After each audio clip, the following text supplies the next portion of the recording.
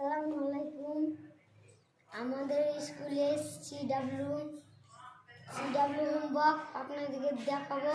আপনার যদি ভালো লাগে তাহলে একটা লাইক দিন। পদ্ধতি বাক্য বললাম, আপনারা শব্দ থাকলো না, সেটা কি হয়ে গেল? সেটা হয়ে গেল পদ। মানে এক একটা পদ এক এক রকম থাকবে। যেমন ধরো কোন একটা বাক্য সেন্টেন্স যখন আমরা তৈরি করছি, যেমন ধরো আমি ভাত খাবো, তাই তো? আমি ভাত খাবো, ঠিক আছে? এইগুলোর মধ্যে পদ কোনটা পাচ্ছি?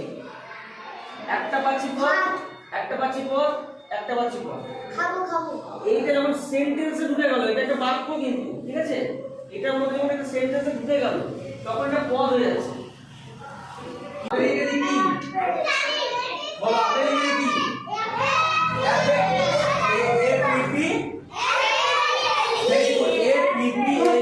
অ্যাপেল। এটা তো এ পি পি এল ই মানে হচ্ছে আপেল। এটা কি বলেছিলাম? এটা কি বলেছিলাম? ভাওয়েল। এটা কি বলেছিলাম? ভাওয়েল। ভাওয়েল মানে স্বরবর্ণ। ভাওয়েল মানে স্বরবর্ণ। বড় থেকে ছোট সাজাবো। তাহলে প্রথমে কি রকম ভাবে বড় খুঁজবো? সবাই দেখো, কুলসুম দেখো, বড় এখানে খুঁজবো কোনটা? প্রথম ঘরটা দেখো, প্রথম সংখ্যাটা দেখবো কি আছে এখানে। সবাই বলো কি আছে? 8। এখানে কত? 4। এখানে কত?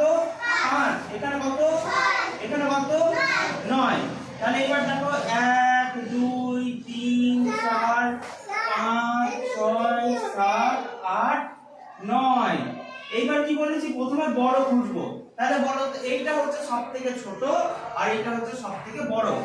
এই দিক থেকে হচ্ছে বড় হতে হতে আসছে। তাহলে বড় তো, এইবার বড় তো এইখানে কোন সংখ্যাটা বড় আছে? শেষে আছে কোন সংখ্যাটা?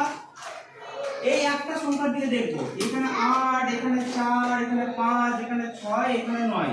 তাহলে কোনটা বড়? এখানে 9। সবাই বুঝতে পারলে 9 কেন বড়? 9 আছে এই সংখ্যা ঘরের শেষের দিকে। সবাই দেখছো? দেখো এদিকে সংখ্যা ঘরের শেষের দিকে কি আছে? 9। তাই 9টা হচ্ছে বড়। তাহলে এই সামনেরটা যদি বড় হয় তাহলে পুরোটাই বড় হবে, ঠিক আছে? সামনেরটা যদি বড় হয় পুরোটাই বড় হবে। তাহলে কত লিখবো এখানে? 95 লেখার